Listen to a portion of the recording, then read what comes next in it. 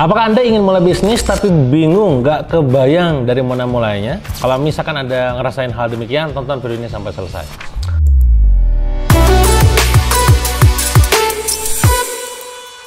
Oke, jadi banyak banget yang curhat kepada saya. Kalau misalkan saya mau mulai bisnis dari nol, step by stepnya tuh kayak apa gitu ya? Apa yang pertama kali harus saya lakukan? Dan paling sering muncul adalah, Kang, mulai dari mana? Nah, gitu ya. Itu pertanyaan yang sering muncul. Nah, maka video ini akan menjawab pertanyaan demikian. Jadi gini teman-teman semua, pada saat kita mulai bisnis, kita harus paham dulu bahwa bisnis ini adalah sebuah jalan hidup dan juga kompetensi yang itu pastinya yang namanya kompetensi ada proses pemahamannya.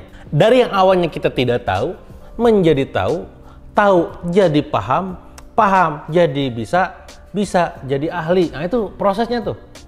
Nah, kalau Anda sekarang posisinya sebagai seorang newbie atau bukanlah yang pemula baru gitu ya, posisi Anda tracking dulu nih di antara tadi ya, Anda di mana nih? Apakah Anda tidak tahu bisnis tapi nggak tahu gimana prosesnya, atau udah paham tapi belum praktek ya, cuman dengerin YouTube doang gitu kan, atau udah praktek cuman belum konsisten, cuman belum kayak tiap hari gitu ya. Kenapa saya sekarang bisa berbagi dengan leluasa kepada Anda semua, lancar ngomong kayak begini gitu kan, bikin konten lewat konten YouTube seperti ini, lewat konten Reels, terus juga buku-buku yang saya tulis 24 buku.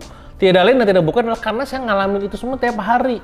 Di video yang pernah saya share di sini, silahkan Anda tonton bagaimana saya waktu itu menjelaskan kesibukan saya dalam sebulan, ngapain aja. Ya kebanyakan ya meeting, briefing, coaching, mentoring, training, segala macam. Dan itu bisnis. Kebayang nggak everyday kayak begitu selama 40 hari kan katanya orang bilang kebiasaan 40 hari. Nah ini mah gue per tahun-tahun, Mbak. Udah kayak ada instingnya. Maka sering saya bilang tuh kalau ketemu orang ngasih masukan, hati-hati nanti kayak begini. Terus dia kejadian bangkrut gitu ya. Gue ngomongin gini, kan gue udah bilang. Nah, kenapa gue bisa ngomong kan gue udah bilang? Karena insting. Karena ini salah, nanti hati-hati di bagian ini. Bener. Nah, itu karena di titik udah unconscious kompeten. Ya kalau dalam bahasa pemahamannya tuh ada namanya unconscious incompetent, ada yang namanya unconscious kompeten, conscious kompeten, unconscious kompeten. Kondisi unconscious inkompeten adalah kondisi di mana Anda itu tidak tahu tentang ketidaktahuan Anda. Gitu. Intinya mah Anda tuh nggak paham itu bisnis lah gitu ya. Nggak tahu bisnis itu apa elemen di dalamnya, gimana jalaninnya, gimana kalau terjadi begini-begini, itu nggak paham. Itu unconscious inkompeten. Ya. Nah maka supaya menjadi conscious inkompeten, Anda harus naik. Gimana cara naiknya? Harus dikasih tahu. Mengubah tidak tahu jadi tahu cukup dikasih tahu. Nontonnya Anda di video ini, video-video saya ini, itu sudah cukup mengubah satu step dari yang awalnya tidak tahu jadi tahu. Oh, ternyata bisnis itu kayak begitu. Personal branding itu kayak begitu. Digital marketing itu kayak begitu, launching itu kayak begitu. AO-nya itu tuh mengubah dari yang tidak tahu jadi tahu. Aha moment itu namanya. Paham ya? Tapi apakah sudah cukup kita menjadi seorang berbisnis, kita cuma sekedar tahu doang, nonton gini doang? Enggak. Kita harus naik satu level lagi. Yang awalnya tahu jadi paham. Oh, digital marketing itu begitu. Oh, bedanya apa sama internet, Pak? Gitu kan? Bedanya apa sama jualan? Oh, iya paham saya. Nah, mulai itu ada perbandingan. Paham. Tapi apakah yang paham itu bisa? Nah, maka Anda harus naik level lagi tuh dari unconscious. Dari conscious inkompeten menjadi conscious kompeten. Alias mampu, bisa. Oh, bisa nih, saya ngiklan sekarang nih, jago nih saya. Belum jago tapi ya. Bisa nih, running iklannya. Kayak, oh, copywriting bisa. Oke, yes. Gitu. Itu bisa. Tapi kalau sudah cukup, tidak. Anda harus naik level lagi satunya. Apa itu? Menjadi mahir, jago, master. Berarti unconscious kompeten. Kenapa unconscious? Itu bahkan tidak direncanakan. Saya ketika ngisi konten kayak gitu kayak begini, saya cuma butuh bullet poin-poin utama doang. Gak usah pakai script kayak prompter kayak begitu. Megang mikrofon di depan panggung ngomong wah itu gak pakai script, langsung aja. Kenapa? Karena unconscious kompeten. Sudah paham ya? Nulis konten gitu kan. Ya gue pengalaman 24 buku, Pak. Beda kalau cuma 1 buku, 2 buku doang, jadi masih nyari pola. Gue 24 buku. Sudah paham ya? Nah sama kayak pebisnis juga begitu. Tugas Anda itu adalah naik level dari satu titik ke titik yang lainnya. Itu secara konsep kemampuan ataupun pemahaman kompetensinya. Nah sekarang adalah pertanyaan muncul, bagaimana dengan bisnisnya, Kang? Jadi step by step bisnis itu kayak apa sih, Kang? Oke, gini saya kasih gambaran ya. Bisnis ini kalau dipetakan setidaknya akan melalui tahapan step by step 3 fase, 3 step. Step 1 adalah step starting. Sesuai dengan namanya, starting memulai. dalam step starting, tugas Anda hanya dua. Pertama, Anda menemukan value Anda sebagai makhluk ataupun sebagai personal dari founder. Kedua adalah selling. Di tahapan starting, di tahapan baru mulai gitu ya, Anda fokus pada value, menggali value produk. Ini tuh apa produknya, positioningnya apa, bagaimana ini bisa menyelesaikan permasalahan customer, bagaimana ini diburu sama customer, itu value. Dan selling, bagaimana itu mengkonversi jadi duit, itu tahapan satu. Sekali lagi ya, starting fokus ke sini doang, dan goalnya adalah dapur ngebul. Next step yang kedua, tahapan running, melarikan bisnis, menjalankannya ya dengan cepat gitu kan. Ada dua yang perlu Anda pikirkan, satu adalah people, manusianya, humannya. Kedua adalah sistem, alias sistemnya. Nah, kalau bicara masalah people, tiada lain yang nggak ada bukan adalah tim. Seperti namanya, tim, super team, together everyone achieve miracle.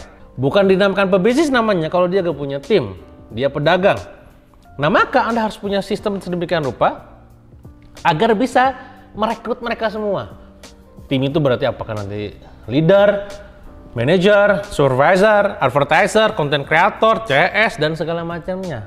Itu kudu ada supaya bisnisnya tuh gak ketergantungan sama ente ya.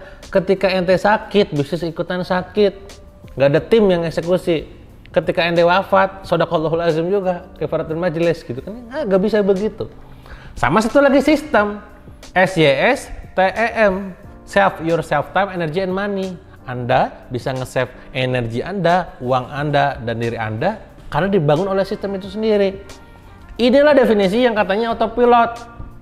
Walaupun nggak sepenuhnya setuju saya. Auto-autonya juga tetap aja ngecek dashboard, nagih, nge-coach gitu kan.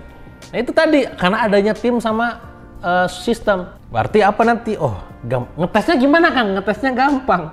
Kalau Anda sudah di tahapan running, nggak di starting, coba Anda tinggalin perusahaan Anda seminggu. Tinggalin nih, Senin masuk. Teman-teman, anak-anak, ini saya gak akan ke kantornya seminggu, nanti saya mau liburan misalkan. Padahal ada lagi di rumah misalkan.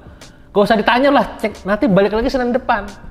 Kalau misalkan perusahaan running well, tanpa adanya Anda, terus mereka bisa omset, bisa profit, rame, mantap, udah terbentuk sistem sama timnya. Tapi setelah seminggu Anda tinggalin, pas masuk, datang lagi tiba-tiba, Assalamualaikum, oh tim pada kemana ya? Maaf bapak, ibu siapa ya? Gitu. Udah alih pemilikan, dikucilin lah, ditusuk dari belakang lah. Wah kacau berarti sistem Anda.